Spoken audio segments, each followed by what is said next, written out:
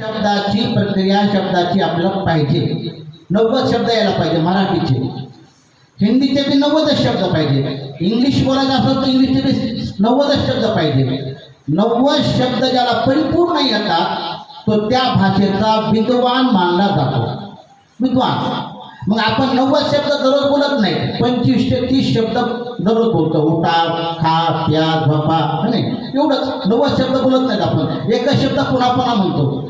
तरी सुद्धा महाराज म्हणतात माझा मराठाची बोल कौतुके. मग असं का? मग असं असताना या मराठी भाषेचा प्रक्रिया आम्हाला लक्षात का येत नाही? कारण आम्ही की आता 1995 पासून आतापर्यंत सर्व हिंदीचा अभ्यास झालेला आहे. आणि महाराष्ट्रामध्ये कधी जाण्याचा प्रयास होत नाही आमचा. जाणं गेलं तर एखाद्या महिन्यामध्ये ते मराठी येते तोपर्यंत पुन्हा संपून बी जाते मराठी. तर त्या प्रकारे तुम्हाला मी फक्त सांगायचा प्रयत्न करतो. आपण आज माऊलीचा जो श्लोक घेतला आहे गीतेमधला 12वा अध्याय आणि 12वा अध्यायातला 13वा श्लोक आहे. अद्वेष्टा सर्वभूतानां मैत्र करुणे वच. सर्व लोक भाग्यवान आहेत. आणि भाग्यवान ह्याच्यामुळे आहे तुम्ही ऋषिकेशला आहेत म्हणून भाग्यवान नाही.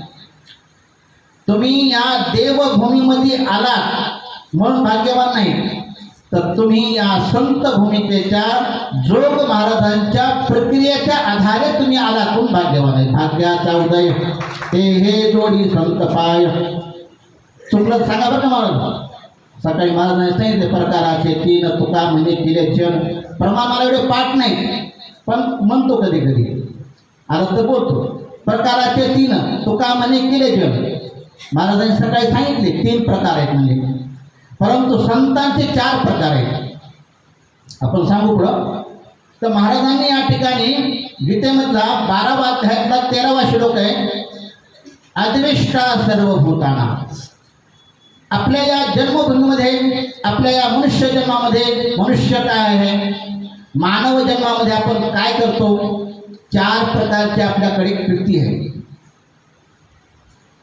आपल्या मनुष्य जीवनामध्ये एक तर मानव देह है, मनुष्य नर है, देव नर है, पशु नर है आणि राक्षस नर है. राक्षस नर है हे विकृति प्रधान है. पशु नर है आकृति प्रधान है. मनुष्य नर है ये प्रकृति प्रधान है आणि देव नर है संस्कृति प्रधान है. प्रकृति, आकृति, विकृति आणि संस्कृती हे तिन्ही जे देव आहेत या 3 मधला या प्रकारामध्ये मनुष्य जे प्रकार आहे मनुष्य नर, या मनुष्य देवाला मनुष्य देहाला सांगितलं की तू काय कर? भजन कर. आता उघडी डोळे जरी अद्यापीनं कळे का मातेचे पोटे दगड आला ऐसा प्रमाण आहे. मग अशा ठिकाणी सांगितलं की तू आता काय कर? सावध हो. मग सावध झाल्यानंतर तुला करायचंय काय? सावध होऊन करणार तरी काय? प्रत्येकाची प्रक्रिया आहे. मग त्या प्रक्रियेमध्ये एक प्रक्रिया अशी आहे महाराजांचा जे अध्ययनाची प्रक्रिया आपल्या संस्थेमधून प्रत्येक वारकऱ्याला प्रत्येक विद्यार्थ्याला एक रूपरेखा सांगितली जाते. आणि त्या संस्थेतले आध्वर्यू असणारे शांती ब्रह्म महाराज कुडेकर बाबा यांच्या आशीर्वादाने आपण आतापर्यंत गाजलो वागलो वावरतो. कारण त्यांनी सांगितलेलं मार्ग आहे. मार्ग तर पहिल्या बरेच लोकांनी सांगितला. यज्ञताचे श्रेष्ठ तत्तदेवी तरोजना सैत प्रमाणं गुरुते लोकस्तदन वर्तते. मार्गधारी वर्तावे किंवा मार्ग दावून गेले आधी दयानिधी संत ते संत मार्ग दावून आधी गेले. मग ते संत आधी मार्ग दावून गेले कोणते? ज्यांच्या श्लोकाद्वारे आपण सांगितलं की अद्वेष्टा सर्वभूतानां या 13व्या श्लोकापासून 20व्या श्लोकापर्यंत 39 लक्षण संत कशाला म्हणतात हे सांगतात. 39 लक्षणे. आणि या 39 लक्षणामध्ये आपण जसं लक्षण सांगतो लक्षण म्हणतो लक्षण आहे एक तर अतिव्याप्ती आहे, अव्याप्ती आहे, असंभव लक्षण आहे. जसं अतिव्याप्ती है मांजर तिला म्हणतात किंवा गाय तिला म्हणतात, तिच्या गळ्याच्या खाली एक कुळी असते किंवा एक अतिव्याप्ती, अव्याप्ती आणि असंभव अशा प्रकारच्या दोषामध्ये ते लक्षणयुक्त असतात. पहिलं अतिव्याप्ती बघितलं आपण, आणि अतिव्याप्तीच्या नंतर त्याला आपण अव्याप्तीमध्ये जाऊ, अव्याप्तीमध्ये असंभावाकडे जाऊ. हे लक्षणं घेत असतात आपले प्रत्येक ठिकाणी लक्षणे. मग आपण लक्षणं घेत असताना आपण सांगितलं की गाय तिला म्हणतात, जिला 2 शिंग असतात तिचं नाव गाय आहे. तिला आपण काय म्हणतो? जिला 2 शिंग असतात तिला गाय म्हणतो. मग शिळीला किती शिंग असतात? शिळीला शिंग किती असते? 2. मग तिला गाय म्हणावं लागेल. म्हशीला किती शिंग असते? तिला गाय म्हणावं लागेल. मग आपण लक्षण करतो गायचं, जाते शिळीवर किंवा म्हैशीवर, त्याला म्हणतात अतिव्याप्ती दोष. मग अतिव्याप्ती दोष निवारण करण्याकरता शास्त्रकारांनी सांगितलं की दुसरं लक्षण करा. मग कशाला म्हणतात? मांजर तिला म्हणतात. मांजर तिला म्हणतात की जिच्या डोळ्यावर किंवा डोक्यावर 2 शिंग असतात. असं काय म्हणतं? होईल का बरोबर? मांजरीच्या डोक्यावर 2 शिंग असतात, बरोबर आहे काय? चुकीचं. ह्याला काय म्हणावं? असंभव. असंभवात लक्षणम. असंभव आहे ना. मग मांजर कशाला म्हणतात बघा? तर मांजर तिला म्हणतात की तिच्या पुढे उंदर ठेवून बघा, तिच्या पुढे उंदीर ठेवून जर पाहिलं तर मांजरीचं लक्ष येऊन जाईल. काय करते ती? तिला एकादशी नसती मांजरीला. मांजरीला काय एकादशी नसती ना? असते का एकादशी? लक्ष दिले ना तुमच्या? बोलला लक्ष येते का नाही? जरा शास्त्र प्रक्रिया थोडी लक्षात घ्या. अतिव्याप्ती, अव्याप्ती आणि असंभव असे लक्षण आहे. तसं या ठिकाणी सांगतात की असंभव आहे, अव्याप्ती आहे आणि अतिव्याप्ती आहे. गायचं लक्षण केलं आपण, तिला गाय म्हणतात. कशाला गाय म्हणतात? तिला 2 शिंग, तिचं नाव गाय आहे असं म्हणत आपण शिळी आणि म्हशीवर लक्षण गेलो. मग या लक्षणाच्या द्वारे आपण जर केलं तर त्याला अतिव्याप्ती नावाचा दोष येतो. मग त्या दोषाचं निवारण करण्याकरता काय करावं? म्हणजे अव्याप्ती दोष करा. मग असं काही महाराजांनी या ठिकाणी तसेच लक्षण केले. इथं 39 लक्षण संत कशाला म्हणतात? अद्वेष्टा सर्वभूतांना. आणि अशा लक्षणाने युक्त असणारे संत आहेत. मग त्या संताचं लक्षण सांगितलं. मग संताचं लक्षण करीत असताना, कारण कसं आहे, दिसणं आणि असणं फार फरक आहे. दिसणं आणि असणं फार फरक आहे. दिसतं तसं नसतं म्हणून काय करते? माणूस फसतंय. दिसतंय तसं नसतं म्हणून फसतंय. मग हे दिसणं आणि असणं, जसं आपण काय केलं?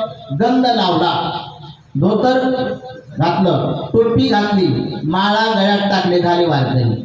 मग जे वारकऱ्यांनी माळा घातल्या, टोपी घातली आणि गळ्यात गंध लावला, टिका लावला, मग हे वारकरी झाले. मग ह्याच्यामध्ये असंत बी आहेत आणि ह्याच्यामध्ये संत बी आहेत. ओळखायचे कसे? ओळखण्यासाठी लक्षण काय आहे? ओळखावं तर लागेल ना. मग संत कोणाला म्हणावं? ज्याच्या डोक्यामध्ये, त्याच्या कपाळाला गंधाचा टिळा आहे त्याला संत म्हणावं का? ज्याच्या डोक्यावर टोपी आहे त्याला संत म्हणावं का? ज्याच्या गळ्यामध्ये तुळशीची माळ आहे त्याला संत म्हणावं का? मग अशा संतांच्या ठिकाणी जर दिसत नाही तर त्याला संत म्हणायचं लक्षण तरी काय आहे? भागवतामध्ये बी याचे 18 प्रकार सांगतात, परंतु श्रीमद भगवद्गीता त्याच्या पुढे 39 प्रकार सांगितले. 20 श्लोकापर्यंत, 13 पासून ते 20 पर्यंत 8 श्लोक आहेत आणि लक्षण 39 आहे. लक्षात घ्या. मग असे लक्षण असताना लक्षित पदार्थाच्या ठिकाणी जे लक्षित आहे, मग अशा संतांच्या देवते संत निमित्त त्या प्रतिमा आपण म्हणतो. मग संत म्हणावं कुणाला? संतांचं उपकार, संतांचं लक्षण तरी काय आहे? मग आपण सांगत असताना आपण बघतो ना, ज्याच्याकडे समजा ज्याला फळ खायचंय, ज्याच्याकडे फळ दिलं, आपण फळ दिला पण त्याला कापण्यासाठी साधन दिलं नाही. ज्याच्याकडे साधन कापण्याचं आहे त्याला फळ दिलं नाही. पण ज्याच्याकडे कापण्याचं साधन बी आहे, फळ बी आहे, पण त्याच्यात दात नाही, काय करणार? मग अशा ठिकाणी असणारं काय करावं? जसं की आपण सर्व लोक शेतकरी लोक असल्या कारणानं सर्वांना उदाहरण माहीत आहे. आपण सर्व शेतकरी असल्या कारणाने तुम्हाला सांगतो की शेतामध्ये 50 किलो भुईमुगाच्या शेंगा, 50 किलो भुईमुगाच्या शेंगा, आणि त्या शेंगा फोडण्यासाठी 40 बाया तिथं लावल्या फोडण्यासाठी. किती बाया लावल्या? 40 बाया. मग आता 40 बायांना सांगितलं की तुम्ही शेंगा फोडा. मग दुसऱ्यानं सांगितलं की 50 किलो शेंगा आहे आणि त्याला फोडण्यासाठी किती लावल्या बाया? 40. दोन जरी शेंगा खाल्ल्या तर राहतात का? दोन जरी शेंगा खाल्ल्या तर राहतात का? तुम्ही असं काय केलं बाबा? तर त्यांनी सांगितलं महाराज तुम्ही म्हणले ते खरं आहे, परंतु बाया अशा लावल्या ताजी त्याच्या तोंडात एक बी जात नाही. मग खात्याल का? खात्याल का? अधिवेशना सर्व भूताना मैत्र करून येऊचे. महाराज जे आलेत आपले प्रवचनकार आणि त्यांचं आपण प्रवचन आपण मधुर वाणीतून आपण ऐकूया. आता आपण थोडं काम तुम्हाला शाळा भरण्याचं काम आपण केलेलं आहे. बाकी शिक्षणाचं ज्ञान ज्ञानवान बद्दल ज्ञान अशा प्रकारचे महाराज आले. महाराजांद्वारे आपण श्रवण करू. कुंडली गोदारी विठ्ठल श्री हरे राम हरे राम हरे कृष्ण हरे राम राम राम हरे हरे. हरे कृष्णा कृष्ण कृष्ण हरे हरे. हरे राम राम राम हरे हरे. हरे कृष्णा कृष्ण कृष्ण हरे हरे. हरे राम राम राम हरे हरे.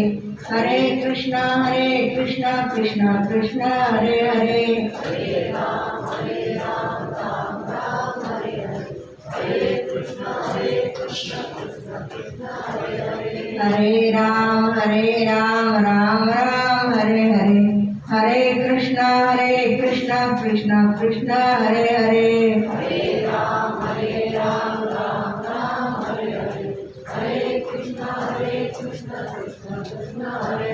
हरे राम राम राम हरे हरे. हरे कृष्णा कृष्ण कृष्ण हरे हरे.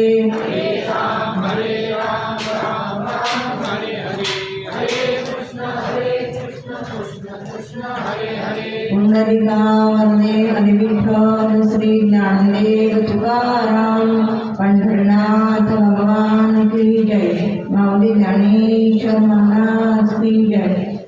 हरि ओम. सहनावतु सहनौ भुनक्तु सह वीर्यं करवावहै तेजस्विनावधीतमस्तु मा विद्विषावहै. ओम शांति शांति शांति. योऽन्तः प्रविश्य ममाचमिमां प्रसुप्तां सन्निवयत्यखिलशक्तिधरस्वधाम्ना अन्यांशास्तचरणश्रवणत्वमादीन् प्राणान् नमो भगवते पुरुषाय तुभ्यं. ब्रह्मानन्दं परमसुखदं केवलं ज्ञानमूर्तिं द्वन्द्वातीतं गगनसदृशं तत्त्वमस्यामि लक्ष्यम्. एकं नित्यं विमलवचनं सर्वधी साक्षीभूतं भावातीतं त्रिगुणरहितं सद्गुरुं तन्नमामि. विनायकं गुरुं साखरे नाम विस्मृतं. येषां चरणसान्निध्यात् जीवा मुक्ता भवन्ति.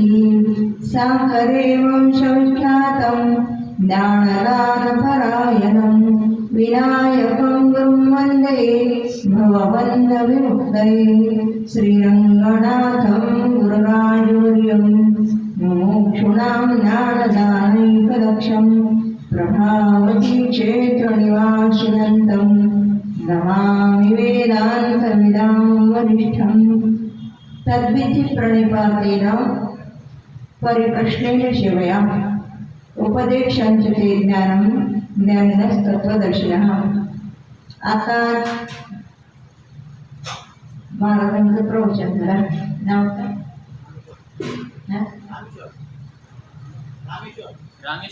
रामेश्वर महाराज यांचं सुंदर प्रवचन चालू होतं आणि यानंतर प्रवचन पेशवा आता माझ्याकडे आले. तरी परंतु ही जे प्रवचन पेशवा आहे जगद्गुरु श्री संत तुकाराम महाराज वैकुंठ गमन त्रिशतकोत्तर अमृत महोत्सव। या अमृत महोत्सवामध्ये भव्य दिव्य पंचदिवसीय कीर्तन महोत्सव ऋषिकेश देवभूमी उत्तराखंड येथे चालू आहे। आपल्या महाराष्ट्रातून बरेचसे लोक आणि तसं बरेचसे विद्यार्थी इथे शिकण्याकरता येत असतात, कारण विद्वत्ता प्राप्त करण्यासाठी घराचा त्याग केल्याशिवाय विद्वत्ता प्राप्त होत नाही।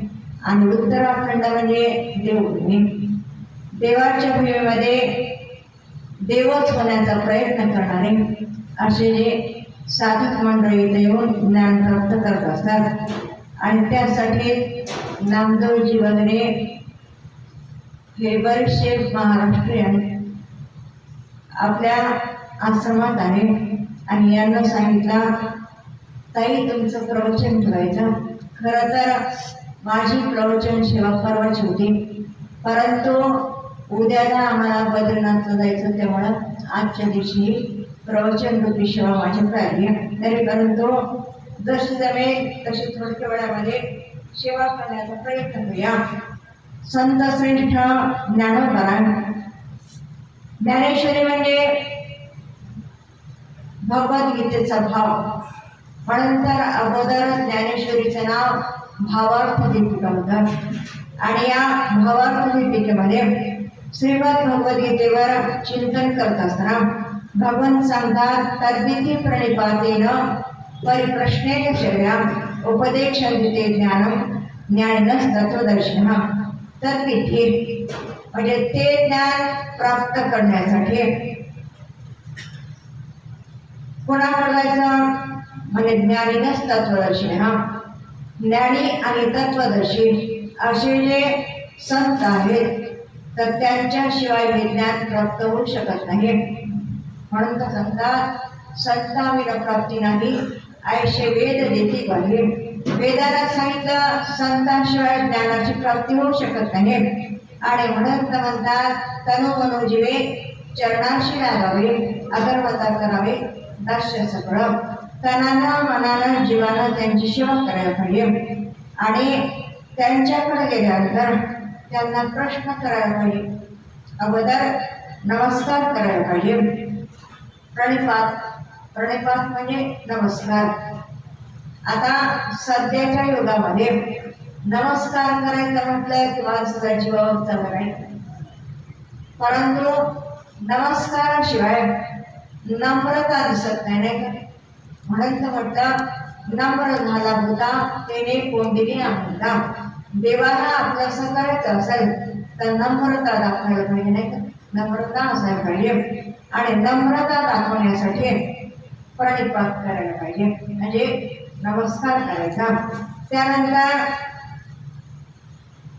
सेवा करायची, सेवा करायला पाहिजे। सेवा करत असताना तनानं मनानं जीवानं सेवा करायची। आणि त्यानंतर प्रश्न करायचा, कारण प्रश्नातून त्याचा अधिकार कळतो, नाही हा कोणता अधिकारी आहे। बहुतेक करून आपण प्रश्न विचारत असताना प्रपंचाविषयीच प्रश्न विचारत नाही का? महाराज आमच्या मुलीस जमतच नाही, महाराज आमच्या मुलाला नोकरीच लागत नाही, महाराज खूप आम्ही कष्ट करतो पण काय करावं, पैसा जमा होतच नाही, नाही का? असे प्रश्न विचारतात आणि प्रश्नातून तो अधिकारी कोणता हे कळत नाही। कारण प्रश्न करायचा आणि सेवा करत असताना अभिमान रहित होऊन सेवा करायला पाहिजे। नाही तर काही वेळेला आपण सेवा करतो पण आमच्याशिवाय महाराजाची सेवा कोण करतो म्हणतात, नाही का? गर्वान म्हणून सेवा करत असताना अगरवता करावे दास्य सगळं। गर्वरहित होऊन सेवा करायला पाहिजे, नाही का? गर्वरहित होऊन सेवा जर केली तर निश्चित फलाची प्राप्ती होत असते। म्हणून सेवा करत असताना कोणाची करायची, संत तर बरेचसे दिसतात, नाही का? काय काय नावाचे संत असतात, काय कळायला वेशाचे संत असतात, नाही का? परंतु संत कोणाला म्हणायचं? ज्ञानोबारानं सुद्धा प्रश्न केला, संत ते कोण, संत ते कोण, हे दाखवे कोण, केशी राजा। म्हणजे भगवंत संत कोणाला म्हणायचं? कारण संतांमध्ये एका वेळेला आपला स्वभाव होऊ शकतो नाही का. म्हणून इथं संत जे पाहिजे ते संत लक्षणाचे संत पाहिजे. कारण भूषणावरून आपण संत समजतो नाही का. मोठ्या गळ्यामध्ये माळा असतात, गंध लावला असतो किंवा भस्म लावला असतो, परंतु हे भूषण जरी असले तरी परंतु लक्षण जर नसले तर संत म्हटलं जात नाही का. लक्षणाचे संत पाहिजे. जसं भूषण कशाला म्हणायचं आणि लक्षण कशाला म्हणायचं. सौभाग्यवतीचे लक्षण आणि भूषण आपण पाहू. सौभाग्यवती कोणाला म्हणायचं, कपाळाला कुंकू असलं पाहिजे आणि गळ्यामध्ये मंगळसूत्र असलं पाहिजे नाही का.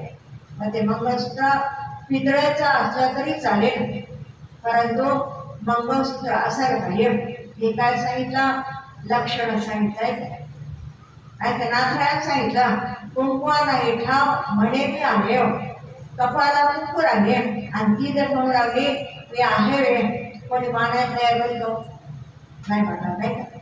भूषण आहे, भारीची साडी नेसले, अलंकार अंगावर घालते, पण कपाळाला कुंकू नाही आणि गळ्यामध्ये मंगळसूत्र आहे. नाथराय म्हणतात कुंकू नाही ठाव म्हणे मी आहे व कपाळाला कुंकू नाही आणि गळ्यात मंगळसूत्र नाही. मग किती जरी आहे म्हणू लागले तरी ते आपली आहे म्हणते का. सौभाग्यवती कोणी म्हणणार नाही. पण सौभाग्यवतीच्या अंगावर हटकी साडी आहे, गळ्यामध्ये पितळेचं मंगळसूत्र आहे आणि कपाळाला कुंकू आहे. हे काय झालं, लक्षण झालं नाही. लक्षण असले ते भूषण असले तरी चालतील आणि नसले तरी चालतील, पण लक्षण मात्र असायला पाहिजे नाही का. त्याचा संत कोण आहे तर संत म्हणजे ज्यांना देवाशिवाय दुसरं काही आवडत नाही, तेची संत ज्यांचा हे तरी नाही का. संत कुणाला म्हणायचा, ज्यांना देवाशिवाय दुसरं काही आवडतच नाही त्यांना संत म्हणायचा.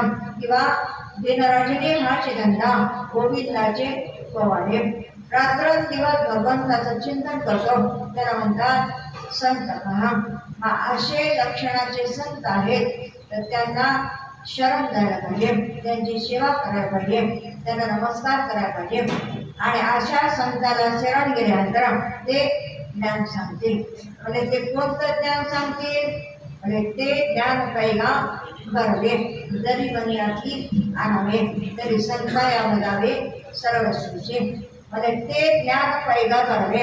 आता ते म्हटल्यानंतर कोणतं ज्ञान, कारण पर्व ज्ञान आहे आणि एक पर्व म्हटलं की दुसरं वाईट ज्ञान झालं. असं आपण व्यवहारात म्हणतो. एका म्हणता भले तुझ्या सहजची नेमिले, एकाला चांगलं म्हटलं की दुसऱ्या सहजच वाईट ज्ञानाची गरज नाही का.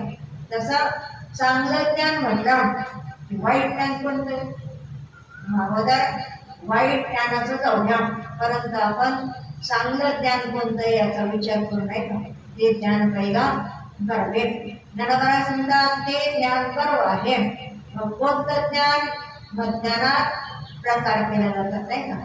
एक प्रवृत्ती स्वरूपाचं ज्ञान, एक निवृत्ती स्वरूपाचं ज्ञान. आता प्रवृत्ती स्वरूपाचं ज्ञान सगळ्यालाच नाही का. प्रवृत्ती स्वरूपाचं ज्ञान सगळ्यालाच आहे. कसं खायचं सगळ्यांना कळतं नाही का. धंदा कसा करायचा सांगावं लागतं का, प्रपंच कसा करायचा सांगावं लागतं का, ते सांगावंच लागत नाही का. दुकानदार असला की काटा कसा मारायचा सांगायची गरज नाही. ह्याची टोपी त्याला कशी करायची सांगायची गरज नाही का. लहान लेकरं वगैरे असला, दुसऱ्याचं एखादा खेळणं असलं की पटकन ते उचलून घेतं नाही, त्याला सांगायची गरज नाही सांगायची. म्हणजे माझं ते माझं आणि लोकांचं तेही माझं, हे सांगायची कोणाला गरजच पडत नाही का. म्हणजे प्रवृत्ती स्वरूपाचं ज्ञान सर्वांना आहे. लहानचं लेकरू त्याच्यासमोर बिस्किट टाकलं की पटकन घेतं, तोंडात घालतं नाही. कशा ते ज्ञान सर्वांना आहे. प्रवृत्ती स्वरूपाचं ज्ञान सगळ्यांना आहे, पण निवृत्ती स्वरूपाचं ज्ञान मात्र सर्वांना आहे. आणि निवृत्ती स्वरूपाचं ज्ञान संत सांगतात. आणि निवृत्ती स्वरूपाचं जे ज्ञान आहे त्या ज्ञानात सुद्धा दोन प्रकार केले. एक प्रवृत्ती स्वरूपाचं ज्ञान आणि निवृत्ती स्वरूपाचं ज्ञान. आता निवृत्ती स्वरूपाच्या ज्ञानामध्ये परोक्ष ज्ञान आणि अपरोक्ष ज्ञान. आता परोक्ष ज्ञान जे आहे ते परोक्ष ज्ञान कोणाचं? जसं आपण म्हणतो जगात सर्वत्र देव आहे, सर्व ठिकाणी देव आहे आणि खरं ते ईश्वर सर्वभूताना हृदय सर्जन तिष्ठते. प्रत्येक प्राणी मात्राच्या हृदयामध्ये तो परमात्मा आहे हे सर्वांना कळत नाही का? आणि म्हणतात सुद्धा तो सगळ्यात जो देव आहे, सगळे देवाचे स्वरूप एक म्हणतात नाही का? आता सांगतात हरीची आदासा हरिदानी देशा हवे दैसा तैसा हरी एक. हरिदासाला सर्वत्र हरीच आहे. हरी कुठे नाही? विठ्ठल जडी स्थळी भरला रिता ठाव नाही होता आजम्या दृष्टीने पाहिला विठ्ठलाचे विठ्ठल. परमात्मा सर्वत्र आहे आणि हे कळायला मात्र नाथ महाराजांना रामेश्वरहून कावड आणली आणि काशीला न्यायचे होते नाही का? गाढवाचे प्राण कासवीस होत होते, उन्हाळ्याचे दिवस होते, गाढव रस्त्यामध्ये तळमळत पडलेला. नाथ महाराजांना चटकन कळालं, गाढवाला ताण लागले. एवढ्या लांबून आणलेली कावड पण गाढवाला पाणी नाही. पाणी घालायचं तर कुठं? काशीला. परंतु गाढवाला बांधलं कशामुळं? त्याची इथे तो परमात्मा आहे.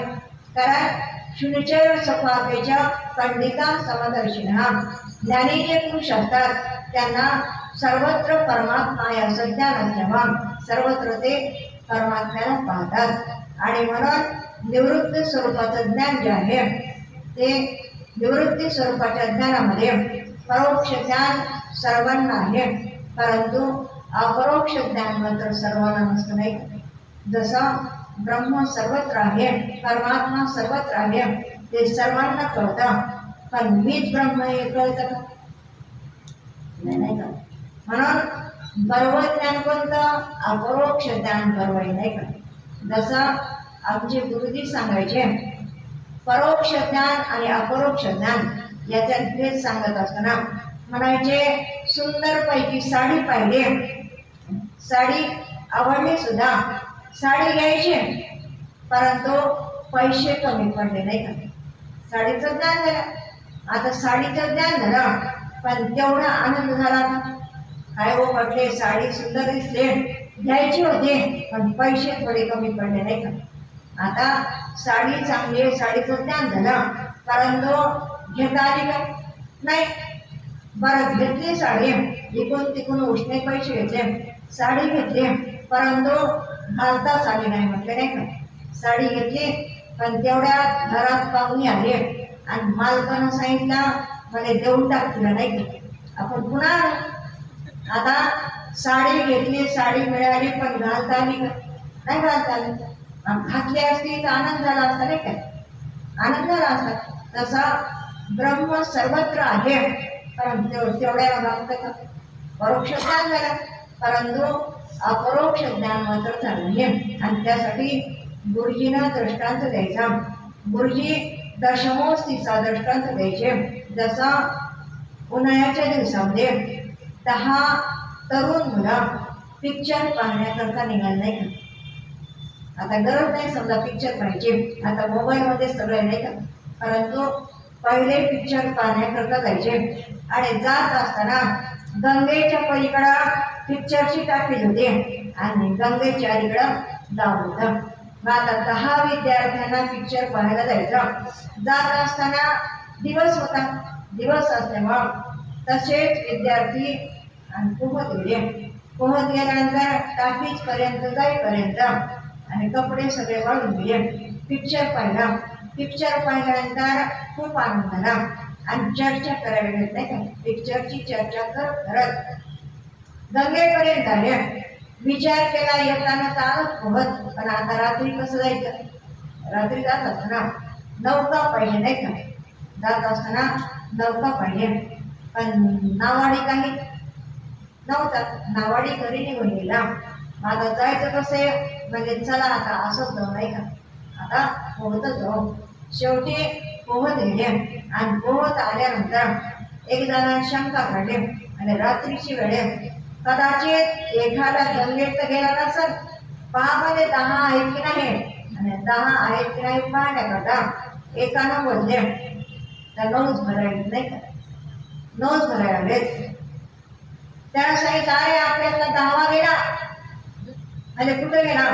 पहा म्हणजे 10वा कुठे गेला? इकडं तिकडं पाहिलं. म्हणजे तू मत भर. त्यानं मोजले ते सुद्धा 9च भरायला लागले. 9च भरत असताना शेवटी रडायला लागले. रडत असताना म्हटले 9 जण आपल्याला भरायला लागले, 10वा कुठे गेला काही कळत नाही. तेवढ्यात एक म्हातारा माणूस आला. म्हातारा आल्यानंतर त्यानं विचारलं पोरांनो रडता कशामुळं, काय झालं तुम्हाला? यानं सांगितलं बाबा आम्ही पिक्चर पाहण्याकरता 10 जण आलो होतो, परंतु आमच्यातला एक जण गेला. म्हाताऱ्यानं अशी दृष्टी टाकली. दृष्टी टाकल्याबरोबर म्हाताऱ्यानं पाहिलं तर 10 होते नाही का, 10 होते. पोरांना सांगितलं पोरांनो चिंता करू नका, रडू नका, आणि तुमच्यातला 10वा आहे. 10वा आहे म्हटल्याबरोबर यांना खूप आनंद झाला. पोरांना विचारलं म्हणजे बाबा 10वा कुठे दाखवा बरं. त्याला म्हाताऱ्यानं प्रत्येकाच्या पाठीवर थाप पाडले. हे 1, हे 2, 3, 4, 5, 6, 7, 8, 9 आणि हे तू 10वा नाही का. हे तू 10वा म्हटल्याबरोबर मुलांना आनंद झाला. आता पहा 10वा कुठं गेला होता का? 10वा कुठं गेला होता म्हणजे हा मोजत असताना प्रत्येकानं मोजलं तर स्वतःला सोडून मोजत होता नाही का, स्वतःला सोडून मोजत होता आणि त्यामुळं 9च मध्ये होते. आणि हे तू 10वा म्हटल्याबरोबर मीच 10वा आहे असं अपरोक्ष ज्ञान झालं. आता आपलं सुद्धा तसंच आहे बघा. आपण म्हणतो सर्वत्र परमात्मा आहे, पण माझ्यात परमात्मा आहे हे शोधता येतं का? परमात्मा कुठे? आपल्या जवळच आहे. तुझे आहे तुझं पाहिजे तरी तुझा चुकलाशे. परमात्मा आपल्या जवळ आहे, परंतु तो परमात्मा पाहण्याकरता आपण सगळीकडे शोधतो नाही का. म्हणून म्हटलं कुठे शोधिशी रामेश्वर आणि कुठे शोधिशी काशी. हृदयातील हृदयातील भगवंत आहे. परमात्मा कुठे? हृदयात आहे. सर्वांच्या हृदयात आहे. सर्वांच्या हृदयात असणारा परमात्मा तो मीच आहे असं ज्ञान व्हायला पाहिजे नाही का. म्हणजे अपरोक्ष ज्ञान होतं. आणि त्या अपरोक्ष ज्ञानात सुद्धा 2 प्रकार सांगितले, एक दृढ अपरोक्ष आणि एक अदृढ अपरोक्ष. आता आपल्याला ज्ञान होतं काय करायला, साधू संतांना सांगितल्यानंतर आपण म्हणतो कशाला देव इकडे तिकडे शोधायचा, माझ्यातच देव आहे नाही का. म्हणताना आपण म्हणतो माझ्यातच देव आहे. अरे देवाला शोधायचं कुठे गरज आहे का, माझ्यातच देव आहे म्हणतो की नाही. परंतु हे ज्ञान टिकतं का? टिकत नाही. कारण एखाद्या वेळेला समजा कोणी म्हटलं काय तुम्ही देव माणूस येतो, त्याला आपण काय म्हणतो आमच्यासारखे भूत देव होत असत नाही का. म्हणजे ज्ञान टिकलं का? टिकलं नाही. त्याला म्हणतात आदृढ अपरोक्ष ज्ञान. आता आदृढ अपरोक्ष कामाला सुद्धा भागत आहे, दृढ अपरोक्ष ज्ञान व्हायला पाहिजे. आणि पर्व ज्ञान कोणतं आहे? दृढ अपरोक्ष ज्ञान ही पर्व आहे. म्हणून प्रवृत्ती स्वरूपाचं ज्ञान जे आहे ते प्रवृत्ती स्वरूपाचं ज्ञान सांगायची गरजच नाही, परंतु ते ज्ञान पर्व नाही. का? कसं पर्व नाही? भगवंतांना डोळे दिले पाहण्याकरता पाहत असताना आपण काय पाहतो? रूप विषय पाहतो नाही का. रूप विषय पाहतो, परंतु रूप विषय पाहत असताना विनाशी रूप विषय पाहतो तर परमात्मा पाहतो. डोळे तुम्ही गेले सुद्धा पहा विठोबाचे गुन्हा, तुम्ही ऐकाले का माझ्या विठोबाचे गुन्हा. पाहत असताना भगवंताचं रूपच पाहतो का? नाही. पाहत असताना भगवंताचं रूपच घ्यायला पाहिजे. बोलत असताना घेई घेई माझे वाचे गोड नाम विठोबाचे. भगवंतानं इंद्रिय दिले कशा करता? मुख दिला, कवाला मुख हरी भजन को दिया. भगवंताचं भजन करण्यासाठी सुंदराचा मुख दिला. पण किती वेळ भजन करतो? 12 तास समजा झोपे गेले, 12 तासामध्ये आपण किती वेळ भगवंताचं भजन करतो? 12 तास.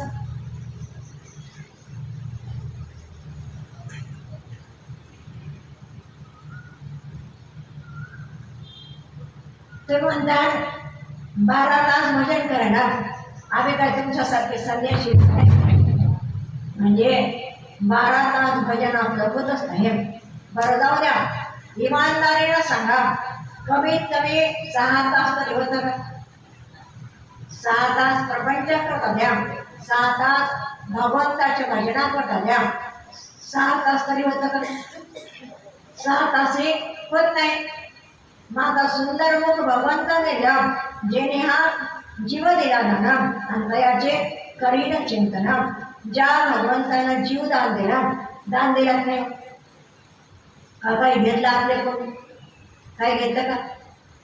जीव आपल्याला दिला, एवढा अमूल्य जीव दिला, मग दान दिला नाही का? मग दान दिला, त्याच्यामध्ये आता आपण काहीतरी द्यायला पाहिजे नाही? कारण साधारण पाहिजे लग्न झाल्याबरोबर मालकाचं नाव द्यायला लागते नाही का? मालकाचं नाव घेते. मग आता मालकाशिवाय कोणाचं नाव घेत नाही. आपला खरा मालक कोण आहे? तो परमात्मा नाही का? कारण परमात्मा जो आहे तो सर्वांचा पती आहे, विश्वाधिपती नाही का? तो संपूर्ण विश्वाचा अधिपती आहे, सर्व जगाचं पालन पोषण करतो, पोषितो जगाची एक लागतो, तो सर्वांचं पालन पोषण करतो. जन्मल्यानंतर का नाही, जन्माच्या अगोदर नाही का? कोणी केली बाळा दुधाची उत्पत्ती, वाढवी श्रीपती सवे धोणे. भगवंतानं दुधाची उत्पत्ती केली, आईच्या गर्भात होतो तेव्हापासून त्यानं आपली चिंता केली नाही, तेव्हापासून त्यानं आपलं पालन केलं. मग त्याचं नाव घ्यायला पाहिजे नाही? घ्यायला पाहिजे. परंतु ज्या भगवंतानं अमूल्य असा नरदेह दिला, त्या भगवंताच्या भक्तीसाठी आपण म्हणतो वेळच नाही हो, वेळच नाही म्हणतो. आणि वेळच नाही म्हणत आपण व्यर्थ आयुष्य घालत नाही का? परंतु भगवंताची भक्ती करायला पाहिजे. आणि भगवंताची भक्ती करत तर शेवटी मीच तो परमात्मा आहे, अशा प्रकारचा अपरोक्ष ज्ञान व्हायला पाहिजे. अपरोक्ष ज्ञानच आहे तर दृढ अपरोक्ष ज्ञान व्हायला पाहिजे. आणि दृढ अपरोक्ष जर ज्ञान झालं तर मीच ब्रह्म आहे, अशा प्रकारचं ज्ञान आपल्याला प्राप्त होऊ शकतं. आणि असं ज्ञान प्राप्त होणं म्हणजे ते ज्ञान वैगा बरवे. ते ज्ञान कसं आहे? बर्व ज्ञान. आणि ते बर्व ज्ञान आपल्याला प्राप्त झालं नाही का? खरं जर विचार करून पाहिलं तर हे ज्ञान दुसऱ्या कोणाजवळ आहे का? आपल्याजवळ आहे, आपणच ब्रह्म आहे. पण विचार करून थोडंसं पाहिलं तर अंधारात सुद्धा मीच ज्ञान होतं की नाही? अंधारात सुद्धा मीच ज्ञान होतं. मीच ज्ञान प्रत्येकाला आहेच आहे. अंधारात आपण बसतो, लाईट गेल्यानंतर शेजारची बाई आली, शेजारच्या बाईला विचारमध्ये कुठे येतो? आहेत का घरात? अरे आहे हो, घरातच आहे. घरात आहे, लाईट करावर ना, अरे आगपेटी सापडव, त्याच्यामुळं मी गपचीप इथंच बसून राहिले. आता मीच ज्ञान कुणामुळे झालं? ते स्वयंभूत ज्ञान आहे नाही का? स्वयंभूत ज्ञान असं तर मीच ब्रह्म आहे. म्हणजे ते ब्रह्म कसं आहे? आपल्याला ज्ञान करून देतं. म्हणून ब्रह्म कसं आहे? सच्चित आणि आनंद स्वरूप. सत म्हणजे त्रिकाला बाधित. आता मराव कोणाला वाटतं का? मराव वाटतं का? मराव वाटत नाही ना. सासू सुनांचे भांडण झाले, भांडण झाल्यानंतर सुनबाईनं विचार केला, काय म्हणजे नेहमी सासूबाई बोलतच राहतात, भांडण होतच राहतं, बोलतच राहतं. सासूबाई बोलत असताना किती दिवस सहन करायचं? याच्यापेक्षा जीव दिलेला बरा म्हणते आहे की वैतागून गेले. आणि रात्रीच्या वेळेला हातामध्ये कंदील घेतला आणि भरभर अशी जायला लागले. जात असताना रस्त्यात मैत्रीण भेटले. मैत्रिणीनं विचारलं म्हणजे कुठं चाललेलं? अरे चाललेलं द्यायला. आज काय जरा सांगशील तर करा. अरे काय सासूबाई नेहमी भांडतच राहतात, सासूबाई बोलतच राहतात, त्याच्यापेक्षा विचार केला एकदाचा जीव दिलेला बरा. मग जीव द्यायला चालेल ना, हातामध्ये कंदील. तिनं सांगितला रस्त्यानं जाताना एखादा सर्प विंचू चावला तर बरं का? चालली कुठं? जीव द्यायला नाही, चालली जीव द्यायला. परंतु हातामध्ये कंदील घेऊन चालले. कशामुळं? मराव कोणाला वाटतं का? मराव कोणालाही वाटत नाही. म्हणून आत्मा कसा आहे? सत. म्हणजे सत म्हणजे त्रिकाला बाधित. मागाही होता, आताही आहे आणि पुढे राहणार. आणि चित म्हणजे ज्ञानस्वरूप। आता अंधारामध्ये सुद्धा आतलं ज्ञान आपल्याला होतं नाही का, परंतु आत्मा कसा आहे चित स्वरूपाचा। म्हणून तर म्हणतात न तत्र सूर्यो भाती न चंद्र तारकम नेवा विद्युत भाती कुतोयमग्निः तमेव भान्तमनुभाति सर्वं तस्य भासा सर्वमिदं भाति न तस्य सूर्यो भाति। आत्म्याचं ज्ञान सूर्यामुळे झालं। आता सूर्याचं ज्ञान आत्म्यामुळे झालं का, कोणामुळे ज्ञान झालं? आत्म्यामुळं सूर्याचं ज्ञान झालं। म्हणजे अंधारात सुद्धा आम्ही म्हणतो नाही का, म्हणजे मीचं ज्ञान अंधारात होतं। मग त्या अर्थी ब्रह्म कसं आहे सत्स्वरूपाचं आणि चित स्वरूपाचं। आणि मला वाटत नाही पण ब्रह्म कसं आहे आनंद स्वरूपाचं, म्हणजे आत्मा कसा आहे सच्चित आनंद स्वरूपाचा। पण आत्मज्ञान होणं म्हणजे ते पर्व ज्ञान नाही का। कारण ज्ञानमाला सांगतात ज्या प्राण्याच्या ठाई या ज्ञानाची आवडी आहे तयाचे जियाले म्हणून काही वरी मरण सांग। ज्या मनुष्याच्या ठिकाणी आत्मज्ञानाची आवड नाही तर त्या माणसाचा जिणं बरायला म्हणतात, त्याच्यापेक्षा मेलेलं बरायला म्हणतात नाही का। म्हणजे आत्मज्ञानाची आवड असायला पाहिजे। परंतु आत्मज्ञानाची आवड असल्यानंतर आत्मज्ञानप्राप्तीसाठी मनुष्य प्रयत्न करतो, परंतु याची गरज वाटत नाही का। प्रवृत्ती स्वरूपाच्या ज्ञानाची सर्वांना गरज वाटते, परंतु खरं ज्ञान चांगलं कोणतं आहे आत्मज्ञान। आणि हे कोणी सांगत नाही आणि याची जास्त गरज वाटत नाही का। गरज वाटते का, तर आत्मज्ञानाची गरज वाटायला पाहिजे, कारण याच्याशिवाय समाधानच आहे। आमच्या मानवतापणा श्रीमंत गडगंज व्यापारी संपूर्ण परभणीची विकत घेऊ शकल एवढा श्रीमंत माणूस, परंतु म्हातारा झाला आणि म्हातारा झाल्यानंतर मुलगा मरण पावला। मुलगा मरण पावल्यानंतर म्हाताऱ्याची उद्गार निघाले तर म्हातारा सतत पाठाला येत होता नाही का।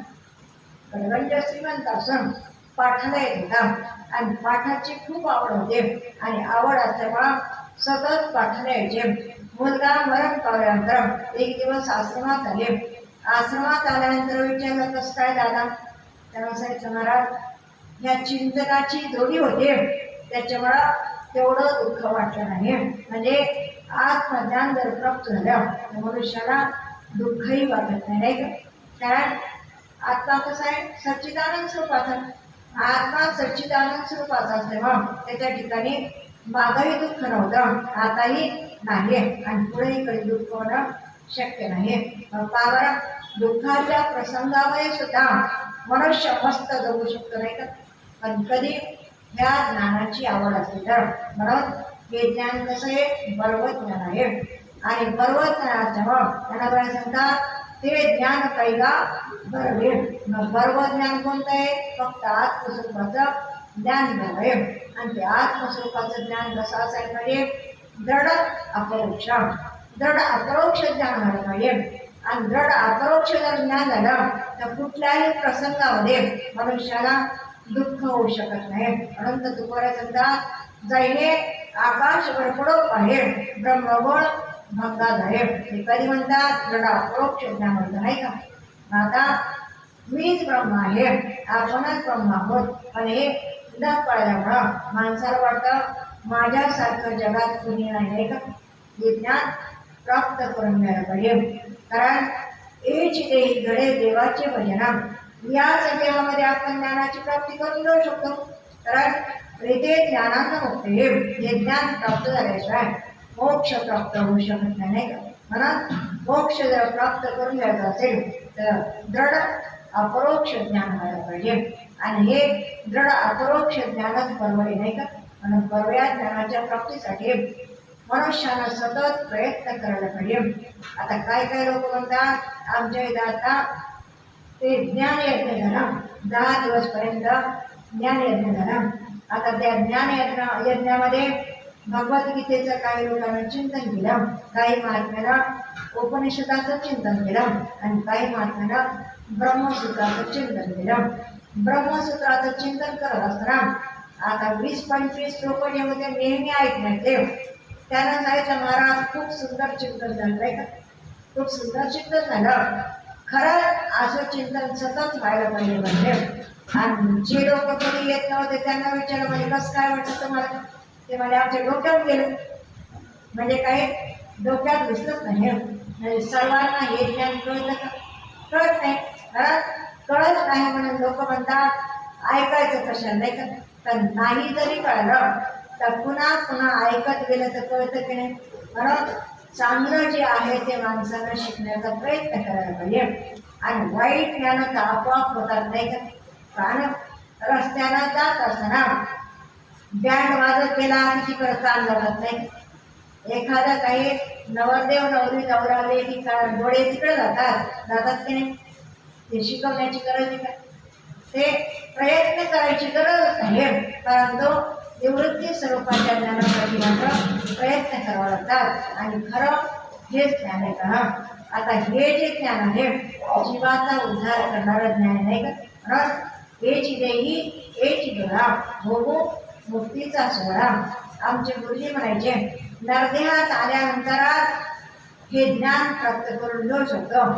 गुरुजी म्हणायचे एकादशी पर्वकाळ सांगण्याकरता एक ब्राह्मणाला पूर्वीची पद्धत होती का, एकादशी अमावस्या असे काही पर्वकाळ असले ब्राह्मण सांगणं करता यायचे नाही, सांगण्याकरता यायचे. मग त्याला ब्राह्मण सांगण्याकरता आला हा एकादशी पर्वकाळ आहे. बाई ब्राह्मणाला दक्षिणा देण्याकरता आली. बाईच्या कानावर सुद्धा ते शब्द ऐकायला आले नाही. बाईला ऐकलं आज एकादशी पर्वकाळ आहे. आणि तिथंच अंगणामध्ये एक म्हैस बांधली होती. म्हैस नाही, म्हैस बांधली होती. म्हशीच्या कानावर आज एकादशी पर्वकाळ आहे ते शब्द ऐकायला आले. आणि बाईच्या कानावर सुद्धा एकादशी पर्वकाळ आहे ऐकायला आले. आता बाईनं ऐकले, बाईला एकादशी पर्वकाळ कळालं नाही का. कळाला कळून बाईनं जर म्हटले एकादशी नाही केले तर मावशीत आणि म्हशीत फरक आहे का म्हणायची. कारण म्हशीला कळलंच नाही त्याच्यामुळे एकादशी केली नाही. आणि मावशीला कळून जर एकादशी नाही केले तर म्हशीत आणि मावशीत फरक आहे का म्हणायची. या जन्मात म्हैस आहे आणि एकादशी जर नाही केले पुढच्या जन्मात मावशी म्हैस झाल्याशिवाय राहायची नाही म्हणायची नाही. नरदेहात आल्यानंतर आपल्याला कळतं नाही का नरदेहात आल्यानंतर कसं वागायला पाहिजे, नरदेहात आल्यानंतर काय करायला पाहिजे हे आपल्याला कळतं नाही का. आणि कळून जर नाही केला, नाही एकादशी केली तर पुरुष अपराध नाही का. कळून जर भगवंताची भक्ती नाही केली याला पुरुष अपराध म्हणायचा. पशु पक्ष्यांना कळतच नाही आणि त्यांच्याकडून अपराध नाही. कारण आपल्याला कळून जर आपण नाही केला याला पुरुष अपराध म्हणतात. कारण तुकोबा सांगतात एच देही एच डोळा भोगू मुक्तीचा सोहळा. याच देहात आल्यानंतर मुक्तीचा सोहळा बघायचा. पण मुक्तीचा सोहळा बघण्यासाठी तर काय करायचं म्हणतात, जरी मनी आधी आणावे. हे ज्ञान जर मनात आलं आपल्याला ज्ञान प्राप्त करायचं तर काय करायला पाहिजे, तरी संताया बघावे सर्वस्वीचे. संतांना बघायचं नाही का, संतांची सेवा करायची. कारण संताविन प्राप्ती नाही आयशे वेद देती बाहेर. संतांशिवाय आत्मस्वरूप ज्ञानाची प्राप्ती होणंच शक्य नाही. कारण संतांकडे जायला पाहिजे. मग संत अगोदर कळायला पाहिजे नाही का. संत कोण, संत कोण हे जर कळलं तर आपली फसवणूक होऊ शकत नाही. म्हणून अशा संतांकडे जायचं. कारण हे ज्ञान संतांचे नाही का, संतांशिवाय हे ज्ञान दुसरे कोणी सांगू शकत नाहीत. जसं उन्हाळ्याच्या दिवसामध्ये वकील, इंजिनियर, डॉक्टर हे चार चौघ लोक गेले नौका विहार करण्यासाठी. नौकेत बसले. नौकेत बसल्यानंतर थोडीशी नौका पुढे गेली की तेवढ्या जोराचं वादळ सुटलं. आणि वादळ सुटल्याबरोबर हे डॉक्टर, वकील, इंजिनियर होते ना, हे नावाड्याला विचारायला लागले का रे काय शिकलास की नाही. याला सांगितलं महाराज आमच्यासारख्याला कुठं काय शिकायचं आहे ते. अहो शिकण्याचा चान्सच नसतो. उठलं की नौका वळवायची, नौकेमध्ये माणसाला इकडून तिकडे नेऊन सोडायचं. हाच आमचा धंदा. कसलं शिक्षणाने कसलं काय, त्याला ते सावकारानं सांगितलं अरे शिकायला पाहिजे. वकिलांनी सांगितलं अरे शिकल्याशिवाय मनुष्य आंधळा असतो नाही का, शिक्षणाशिवाय मनुष्य आंधळा असतो. तेवढा डॉक्टरांना सांगितलं म्हणजे काय, शिक्षण नाही तर जीवन तुझं फुकट गेलं असं म्हणत असताना भगवंताला ते सहन झालं नाही. तेवढ्या जोराचं वादळ सुटलं. वादळ सुटल्याबरोबर त्या नावाड्यानं सांगितलं रे साहेब, माझी जिंदगी जेव्हा वाया जायची तेव्हा जाऊ द्या, परंतु आता मला सांगा तुम्हाला पोहता येतं का? पोहता येत असेल तर लवकर उड्या मारा आणि पोहून पलीकडच्या किनाऱ्यात लागा.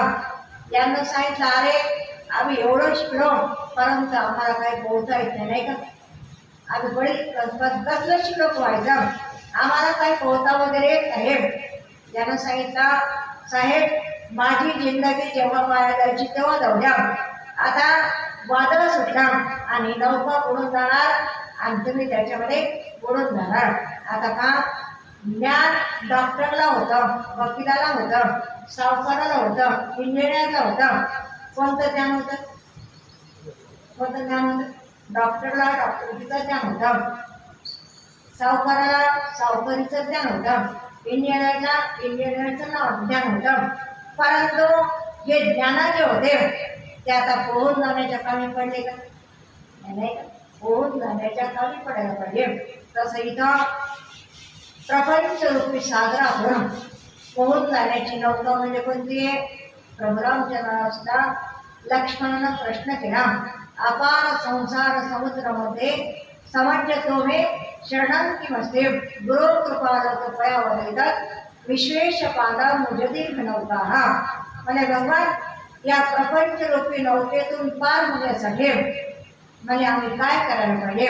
म्हणजे एकदा विश्वेश पादा मुजदीर्घ नौका, म्हणजे भगवंताची भक्ती करणं ही नौका आहे किंवा संतांना शरण जाणं ही नौका आहे नाही का. या नौकेत बसायला पाहिजे आणि या नौकेत जर बसलो तर मनुष्याचा उद्धार होऊ शकतो नाही का. म्हणून उद्धाराने प्रपंचातून मनुष्याचा उद्धार होऊ शकतो. म्हणून उद्धार होण्यासाठी मनुष्याने काय करायला पाहिजे? तनु मनोजीवे चरणाची लागावे, संताया बजावे सर्वस्वची. तनानं मनानं जीवानं संतांची सेवा करायची नाही. आपण सेवा करतो पण कुणाची तरी करतो नाही, कुणाची तरी सेवा करतो. आमचे स्वामीजी सांगायचे, गुरुजी ज्यावेळेला ऋषिकेशला होते, ऋषिकेशला असताना एका महात्म्याने विचारलं म्हणजे काय लग्न वगैरे झालं का? अरे नाही झालं. मग इथं कशाला आला? मला ज्ञान प्राप्ती करतात. मला ज्ञान प्राप्ती करण्याकरता आई वडील आहेत का? त्यांना सांगितलं हो आई वडील आहेत. मग आई वडील आहेत तर आई वडिलाची सेवा करायला पाहिजे. हे ज्ञान काय घ्यायचं? अरे आई वडिलाची सेवा हीच ईश्वराची सेवा आहे, आई वडिलाची सेवा करायला पाहिजे.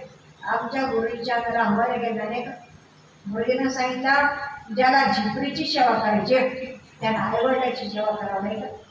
कारण ज्याला आत्मज्ञानाची प्राप्ती करून घ्यायचे त्याच्याकरता कुठलंच विधान नाही का. अर्थात त्यांना आईवडिलाची सेवा करू नये असं मात्र नाही, आईवडिलाची सेवा करायला पाहिजे. परंतु आत्मज्ञानाची आवड जर असेल त्याला कुठलंच विधान नाही का.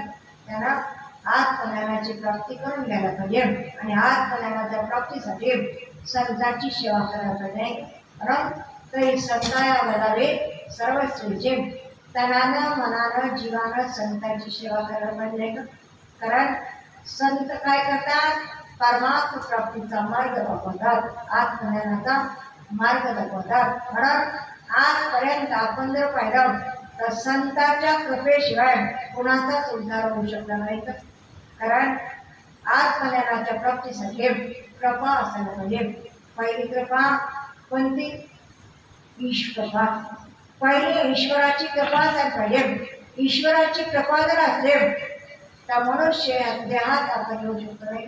कारण ईश्वराच्या कृपेमुळे आपला जन्म झाला. नाहीतर जन्म होताना जर आपण मेलो असतो तर आत्मज्ञान प्राप्त करू शकलो असतो. कारण पहिल्या नंबरची ईश कृपा, दुसऱ्या नंबरची मात्र पितृ कृपा, आई वडिलांच्या कृपेमुळे आपण जन्माला आलो, त्यांच्या कृपेमुळे आजपर्यंत आपण जगलो. म्हणून दुसरी कृपा मात्र कृपा आणि तिसरी कृपा. तिसरी कृपा म्हणजे श्री गुरु कृपा. श्री गुरु कृपा झाल्याशिवाय आत्मज्ञानाची प्राप्ती होऊ शकत नाही. आणि चौथी कृपा म्हणजे आत्मकृपा, नाही का. तिसरी कृपा शास्त्र कृपा आणि चौथी आत्मकृपा. कारण शास्त्र कृपा होणा, शास्त्रज्ञान सुद्धा कळायला पाहिजे. आत्मज्ञान आत्मकृपा असल्याशिवाय शास्त्र सुद्धा कळू शकत नाही. म्हणून शास्त्र कृपा ही असायला पाहिजे. आणि चौथी आत्मकृपा म्हणजे मी ब्रह्म आहे अशा प्रकारचं दृढ अपरोक्ष ज्ञान व्हायला पाहिजे. आणि दृढ अपरोक्ष ज्ञानाला खऱ्या सुखाची प्राप्ती होते, नाही का. म्हणून सुख कुठे आपल्याजवळ तुझे आहे, तुझं पाशी तरी तुझा सुख नशीब. सुख आपल्या जवळ नाही का. मानलं तर आपणच सुखरूप आहोत आणि नाही म्हणलं तर सुख कुठंच नाही का. सुख हे मांडावर आहे, खरं आपणच सुखरूप आहोत. परंतु हे न कळल्यामुळं आपण बाहेर सुख शोधण्याचा प्रयत्न करतो, नाही का. परंतु सुख कुठे आतच आहे. सुख आत कसं आहे. एक म्हातारी बहीण घरात एकटीच बसली, म्हातारीने सुई हरवली. सुई हरवल्यानंतर ती बाहेर शोधायला लागली. बाहेर शोधत असताना 4-5 असे तरुण मुलं आले. तरुण मुलं बाहेर जात असताना त्यांना विचारलं, आजीबाई तुम्ही काय शोधतात. म्हातारीने विचारला, अरे सुई शोधते रे. बराच वेळ झाला सुई शोधायला लागले, परंतु सुई काही सापडत नव्हते. शेवटी एका मुलाने विचारलं, आजीबाई नेमकी तुमची सुई कुठं हरवली सांगा, म्हणजे आम्हाला शोधायला बरं जाईल. त्याला म्हातारीनं सांगितलं, अरे पोरांनो माझी सुई म्हणजे आतमध्ये हरवली. मग तुम्ही बाहेर शोधायला लागलात. अरे मला वाटलं बाहेर प्रकाश आहे, नगरपालिकेचे लाईट आहेत आणि प्रकाशामध्ये मी सुई शोधू लागले. मुला हसायला लागला का. मुलांना सांगितलं, आजीबाई सुई हरवली आतमध्ये आणि शोधता बाहेर. कशावर तसंच आहे बघा. खरं सुख आपल्या जवळ आहे, नाही. खरं सुख आपल्या जवळ आहे, परंतु आपण जागा चुकलो. आणि जागा चुकल्यामुळं आपण बाहेर शोधायला लागलो. आता बाहेर सुख आहे का आत आहे. आत सुख आहे आणि आपण शोधायला लागलो बाहेर. बाहेर शोधायला लागलो म्हणजे हा विषय भेटल्यानंतर आपल्याला सुख होईल, तो विषय भेटल्यानंतर आपल्याला सुख होईल, सुंदर साडी भेटल्यानंतर सुख होईल, गुलाबल्या मोठाल्या भेटल्यावर सुख होईल. शोधायला नाही, पण सुख कुठे आपल्या जवळ आहे. कारण तुझे आहे तुझ्यापाशी तरी तू जागा सुख राशील. म्हणजे सुख आपल्या जवळ आहे आणि आपलं सुख आपल्याला शोधण्याकरता संतांकडे जायचं, नाही का. संतांकडे गेल्यानंतर संत सुखाचा मार्ग आपल्याला सांगतो, नाही का. म्हणून आजपर्यंत जे जे संत झाले ते संतांच्या सानिध्यात गेले आणि सानिध्यात गेल्यानंतर मग त्यांना सुखाची प्राप्ती झाली. जसं आपण हे नामदेवजी वगैरे हे जे सर्व आहेत यांना काय केलं, आत्मशोध प्राप्त करून देण्याचा प्रयत्न केला, नाही का. हे प्रवचन कीर्तन हे जे कार्यक्रम ठेवले ते कशा करता, आपलं सुख आपल्याला दाखवण्याकरता, नाही का. म्हणून संत काय करतात, आपलं सुख आपल्याला शोधून देतात, नाही का. आपलं सुख आपल्याला शोधायचं. खरं जर आपण विचार केला ते महाराष्ट्रातले सगळे विद्यार्थी नाही एवढ्या लांब येऊन सप्ताह ठेवतात. ते कोणा करतात, आपल्या करतात. स्वात्म सुखाय तुळशी रघुनाथ लिहिला, नाही त्यांना एकट्यानं सुद्धा आत्मसुख घेता आलं असतं. पण एवढा खटाटोप केला कशा करतात. आताही यांचे प्रयत्न आहेत. महाराष्ट्रीयन मुलं इथं शिकायला असतात आणि शिक्षण घेत असताना आता महाराष्ट्रीयन मुलं जे आहेत त्यांची व्यवस्था व्हायला पाहिजे, नाही का. आणि व्यवस्था होण्याकरता यांचे प्रयत्न येतात. महाराष्ट्रीयन आश्रम इथं व्हायला पाहिजे, नाही का. ऋषिकेशला व्हायला पाहिजे. तसा आमच्या स्वामींचा सुद्धा विठ्ठलाचा मोठा वर्ग पाहिजे. परंतु विठ्ठलाश्रमामुळे थोडंसं जमलं नाही आणि त्याच्यामुळं स्वामीनं तेवढा आश्रम सोडून दिला.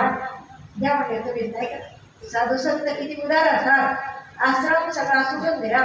नाही तर विठ्ठल आश्रमाने तेवढ्या कोट्याधीशाचा आश्रम आहे, पण तेवढं सुख सोडून दिलं आणि मानवत आले. मानवत आल्यानंतर तिथेही त्यांना आश्रम केला आणि आमच्यासारख्या साधकांचा सुद्धा उद्धार केला नाही. मग यांना सगळ्यांना माहिती आहे स्वामीजींचा आश्रम होता, परंतु तो आपल्या हातातून गेला. आता महाराष्ट्रीयन विद्यार्थ्यांची सोय व्हायला पाहिजे यासाठी यांचे प्रयत्न आहेत की आपण आश्रम करायचा आणि महाराष्ट्रातून जेवढे विद्यार्थी आले त्यांना आपण सगळ्यांना एकत्र ठेवायचं आणि त्यांना सुद्धा ज्ञानदान व्हायला पाहिजे यासाठी सगळ्यांचे प्रयत्न आहेत. त्यांना जागा सुद्धा आता विकत घेतली आहे. जागेची किंमत काही देणं झाले आणि आणखी काही शिल्लक आहे. आता सांगायचं एवढंच करता तेवढे प्रयत्न करावे. आपल्या साह्यानं यांना सहाय्यता करणं आपलं कर्तव्य नाही, आपलं कर्तव्य आहे. मग आपण सुद्धा जसं व्यवहारात म्हणतो 10 की लकडी आणि 1 का बोजा नाही का. मग 10 जणांना समजा बोजा उचलवला तर उचलायला सोपं जातं नाही का. आपले विद्यार्थी महाराष्ट्रीयन विद्यार्थी नाही तर येऊन शिकतील नाही का. त्यासाठी हे सर्वांचे प्रयत्न आहेत आणि त्यासाठी सर्वांना यांना मदत करायची. कारण आपण प्रपंचाकरता तर किती देतो नाही का, प्रपंचाकरता सगळं देऊन टाकतो, परंतु त्यात खरं आपलं गीत आहे नाही का, ते कर्तव्य म्हणून करावं लागतं. आणि अशा पवित्र क्षेत्रामध्ये आपण जर दान दिलं त्याचा अधिकश अधिकम फलम म्हणजे त्याचं जास्त पुण्य लागू शकतं. त्यासाठी आपण इथं आल्यानंतर क्षेत्रात आल्यानंतर दान धर्म करायला पाहिजे नाही का. म्हणून त्यांना सर्वांना सहाय्यता करायची.